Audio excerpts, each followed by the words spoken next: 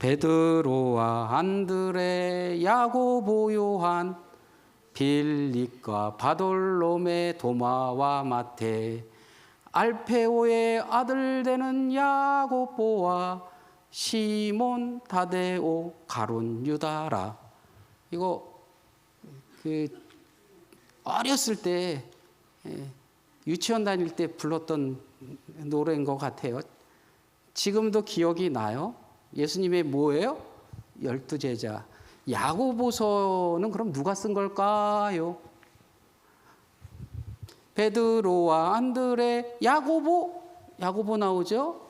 알페오의 아들 되는 야고보. 예수님의 제자의 명단에도 야고보가 몇이에요? 둘. 그러면 이 야고보는 누가 썼을까요? 예? 이 야고보는 제자가 쓴 게 아니에요.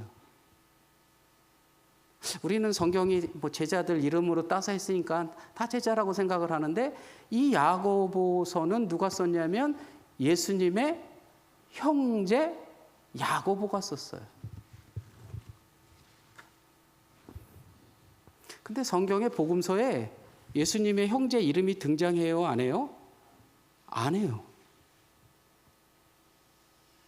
예수님의 형제들이 등장하지도 않고 오히려 예수님의 형제들이 등장하는 내용은 요한복음 7장 5절에 등장을 하는데, 그 요한복음 5장 7절에 뭐라고 되어 있냐면 예수님이 뭐 했다는 거예요? 뭐 들렸다는 거예요? 귀신 들려서 예수님을 어떻게 하냐면 빨리 잡아서 집으로 끌고 가야 되는 그러한 그 형제들의 입장을 얘기하는 내용이 나와요. 그러면 예수님이 공생의 활동을 하시는 동안 가족들의 도움을 받았다, 못 받았다? 못 받았어요. 그 사람이 야고보예요. 그런데 초대교회의 기록이라고 할 수 있는 서신서들 중에 야고보서가 존재한다라고 하면 뭔가 중요한 변동사항이 있었다는 거잖아요. 야고보, 부활하신 예수님이 고린도전서 내용을 보면 고린도전서 15장에 가보면 예수님이 부활하신 후에 누구한테 나타나냐면 형제 야고보한테 나타나요. 그리고 나서 그 야고보에 대한 기록을 더 찾아보면 갈라디아서를 딱 가서 보면 야고보를 뭐라고 얘기하냐면 예루살렘 교회의 기둥이다라고 말해요. 예수님을 형제로서 예수님을 믿지도 않았고, 오히려 예수님이 공생애 하는 것에 안 돼요, 지금 저기 귀신 들린 것 같으니까 얼른 잡아서 집에다가 놔둬야 우리가 피해를 안 보지 하고 있던 그 야고보가 예수님이 십자가의 사건 이후에 부활하신 후에 야고보를 만났을 때 야고보는 뭔가 확 전환을 이뤘다는 거예요. 그리고서 야고보서를 기록하고 있는데 이 기록의 마지막 부분에 뭐라고 얘기를 하냐면 뭐 하라는 거예요? 기도하라는 거예요. 기도해라. 그런데요, 야고보에 대한 이 전해지는 전설에 의하면 이 야고보는 아주 온유하고 실천적인 신앙을 강조하는 그러한 자였고, 그래서 행함이 없는 믿음은 죽은 믿음이다라는 본문이 어디에 있어요? 야고보서에 있어요. 야고보서 2장에 가보면 그 야고보서에 행함이 없는 믿음은 죽은 믿음입니다 라고 말하고 있는 이 야고보는 어떠한 사람이 되었냐 하면 경건한 사람으로서 기도하는 사람이었다는 거예요. 그래서 야고보가 얼마나 기도했는지 책 제목도 있어요. 낙타 무릎이라는 책 보셨나요? 그 제목 낙타무르처럼 야고보가 열심히 기도해서 그 다리가 낙타의 다리처럼 그 무릎이 어떻게 생겼다는 거예요? 굳은 살이 아주 튼튼히 생긴 사람이었다는 거예요. 사랑하는 성도 여러분, 무릎 꿇고 기도하는 시간이 많아서 무릎이 낙타처럼 그렇게 굳어졌다는 이 전승 속에서 오늘 이 야고보를 통해서 우리의 공동체가 어디에 중점을 둬야 하는가를 한번 생각해 보고자 해요. 기도 제목 열심히 광고 시간에 말씀드렸잖아요. 누구를 위해서 기도하자고요? 예세를 위해서. 누구를 위해서 기도하자고요? 이경순 권사님. 그다음에 우리가 기도해야 될 분 많잖아요. 이옥희 권사님. 요양병원으로 가신 줄 알았더니 아직도 인성병원에 그냥 계시다네요. 그런데 선망 증세가 조금 오셔서 계속 힘들어하고 계시다. 기도해야 할 부분입니다. 안지용 권사를 위해서도 기도하는 거. 야고보 기자를 통해서 우리가 무엇할 수 있을까라고 하면 행함이 없는 믿음은 죽은 믿음이라고 말했던 그 야고보가 이 마지막에 우리들을 향하여 이렇게 말씀합니다. 뭐 하라는 거예요? 서로를 향하여 기도하라는 거예요.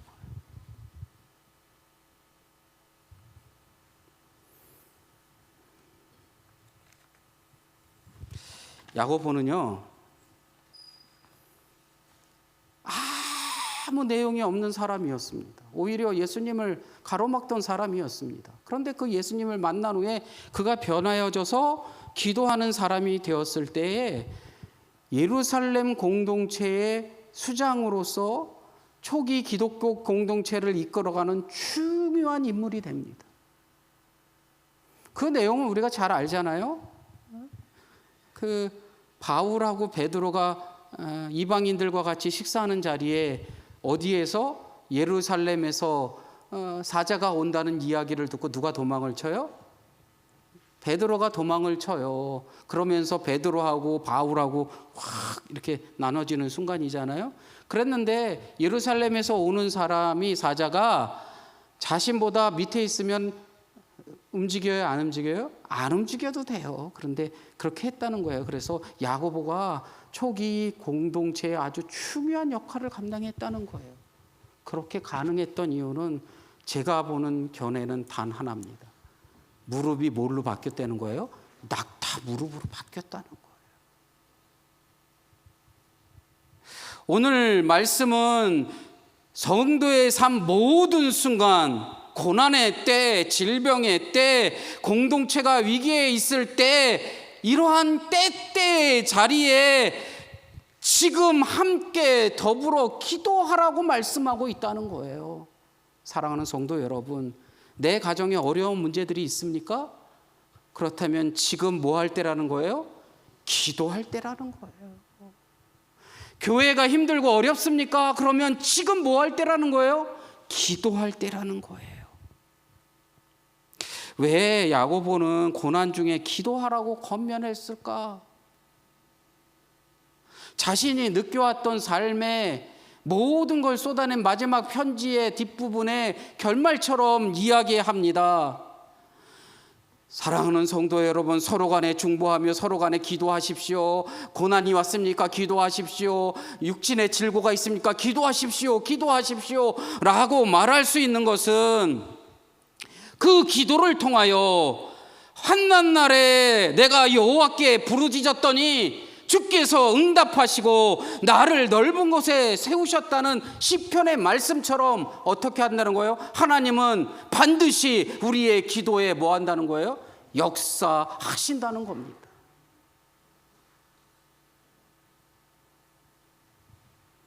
사랑하는 성도 여러분, 고난 중에 있습니까? 그러면 기도할 때입니다. 그런데 우리는 고난이라는 거를 때로는 질병으로만 생각을 해요. 근데 고난이라는 건 질병만이 아니라 우리를 무너지게 하는 모든 상황의 때도 함께하고 있다는 겁니다. 그래서 야고보 기자는 이렇게 말씀합니다. 너희 중에 고난 당하는 자가 있느냐 기도해라. 10월 달 말씀을 준비하면서 예화를 딱 봤는데 금요일 날 속회 때도 말씀드렸어요. 나무 뿌리가 그렇게 깊이 안 자란다네요. 저도 굉장히 깊이 뿌리 내릴 줄 알았더니 나무 뿌리는요 기껏해야 2m, 3m밖에 안 자란대요. 조은구 장로님 맞나요? 조은구 장로님이 안 들리시나 봐. 뭐 2m, 3m밖에 안 자란대요. 그래서 미루나무 이렇게 1m 되는 것, 뭐 1m밖에 1m, 2m밖에 안 되는 거 다른 나무들도 거의 비슷하구나. 느티나무는 좀 느티나무래. 이 대추나무는 좀 다른 것 같아요. 대추나무는 교회에 대추나무 2개 심었는데 뿌리를 따라서 대추나무가 얼마나 많이 났는지 한 20-30뿌리가 쫙 났어요. 여기 미국에 유명한 국립공원이 있는데 그 국립공원에 있는 나무가 뭐 세계에서 제일 오래된 수령의 나무도 거기에 있대요. 근데 공개하지 않는다네요. 피해를 줄까 봐. 그런데 그 나무들이 보니까 뭐 한 쫙쫙 아마 그런 나무인 것 같아요. 여기 어디야 남이섬에 있는 그 메타세콰이어 그 나무인 것 같은데 그 나무가 쫙쫙 올라가 있는데 30m, 40m 막 3사람, 4사람 아름들이 될 수 있는 나무들이 쫙 있는데 그 나무들이요 뿌리가 기껏해야 2m 이 정도밖에 안 된다는 거예요. 근데 거기에 바람이 불거나 그러면 큰 바람이 부는데 그 나무들이 하나도 쓰러지지 않았다는 거예요. 그래서 어떻게 된 일인가라고 살펴봤더니요 그 나무들이요 나무 뿌리가 쫙 뻗어 있잖아요. 그러면 그 나무 뿌리가 이 나무하고 뿌리가 엉키고 저 나무하고 뿌리가 엉키고 저 나무하고 뿌리가 엉켜서 그 모든 나무들이 서로 얽혀서 수만 그루의 나무가 있어도 그 나무가 다 몇 그루라고요? 한 그루처럼 얽혀 있다는 거예요. 사랑하는 성도 여러분, 잊지 마십시오.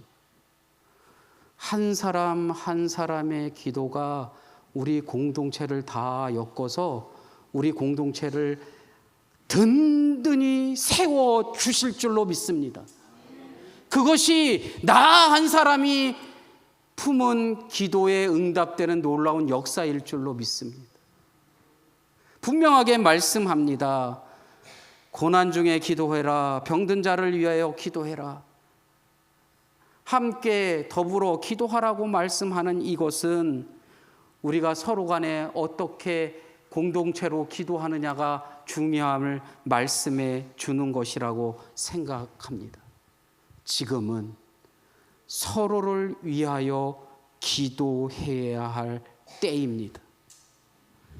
의인의 강구는 역사하는 힘이 크대요. 오늘 본문에 아예 의인이니까 여기서 말하는 의인은요 윤리적으로 뭔가 완벽한 도덕적 인간을 의미하지 않습니다.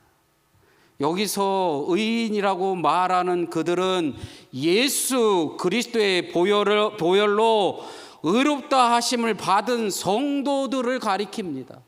여러분 한 사람 한 사람이 간구하는 그 간구는 큰 역사의 힘이 있을 것이고 그 역사의 힘을 통하여 우리 공동체를 우리의 가정을 우리 자신을 든든히 세워갈 줄로 믿습니다. 사랑하는 성함의 가족 여러분, 기도하는 사람이 되십시오. 기도하는 사람은 자기 스스로를 변화시킬 겁니다. 기도하는 사람은 그 기도의 자리가 회복될 줄로 믿습니다. 여러분의 가정이, 여러분의 교회가, 여러분이 있는 곳이 기도의 터전이 되기를 간절히 원합니다. 그리고 더불어서 이 공동체를 위해서 우리가 함께 힘을 합하여 그렇게 기도할 때 놀라우신 하나님의 능력과 은혜가 주어질 줄로 믿습니다.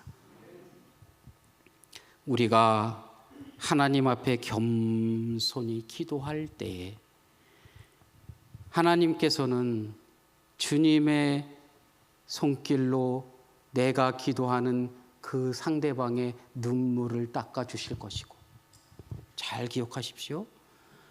내 눈물을 닦아주시는 하나님이시기도 하시고, 내가 간절히 기도할 때에 그 기도의 대상이 되는 그 사람의 눈물도 닦아주시는 하나님이신 줄로 믿습니다. 그렇게 우리의 삶과 우리의 공동체, 우리의 가정이 새롭게 될 줄로 믿습니다. 지금이 그 때입니다. 기도하는 그때이기를 간절히 축원합니다.